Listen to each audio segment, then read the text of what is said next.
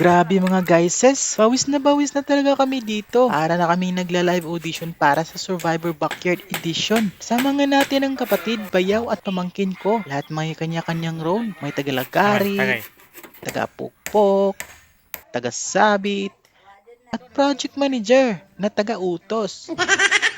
Eto na nga, dahil malapit na ang kasal ng aming bunsong kapatid, busy kami dito sa paggawa ng tent. Siyempre, gusto namin magkomportable yung mga bisita. Hindi mainitan, hindi maulanan, at sana hindi rin lumipad ang tent kung sakaling may bagyong dumating. Kaya dito na lang daw ang resepsyon sa bahay, para daw bibo at tipid. Pero sa totoo lang, parang mas mahal pa yata yung pawis at effort namin dito kaysa venue ng rental.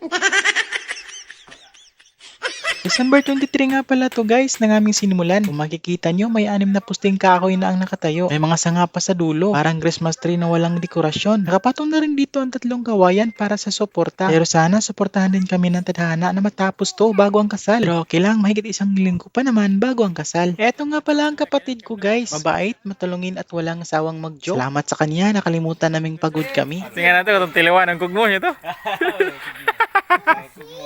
Mana kaunan day? Kaunan mo day. Busy nga pala kami dito sa paglalagay ng mga braids sa mga poste guys para matibay at hindi matumba. Parang relasyon namin ng ex ko noon. Sana ganito rin kami ka-stable. Kami pa sana ngayon.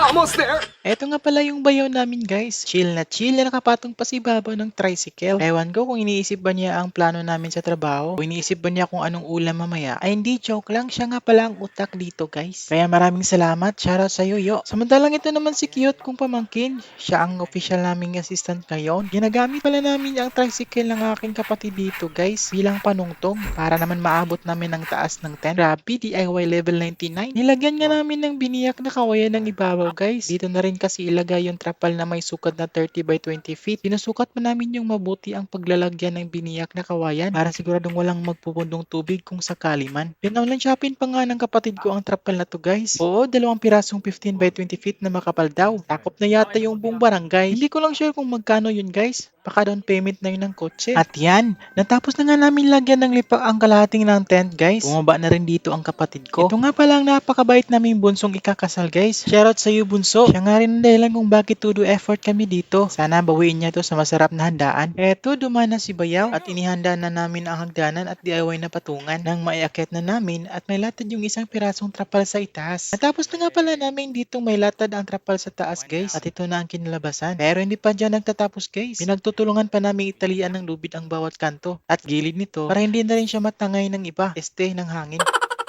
Hindi na nga ako nakapag-video sa paglatad ng trapal dito sa itaas guys. Nagutom na rin kasi kami dito. Kaya pasensya na kayo. Kung umabot naman sa punto ng videong to guys, paki-comment na lang kung taga saan ka. Nang malaman po natin kung hanggang saan umabot ang videong to. At para naman sa mga laging nanood pero hindi nakapag-follow, baka naman po. Hanggang dito na lang po tayo guys. Maraming salamat po sa panunood. Kain muna kami. Kita-kits na lang po tayo sa next video. Bye guys. Ingat.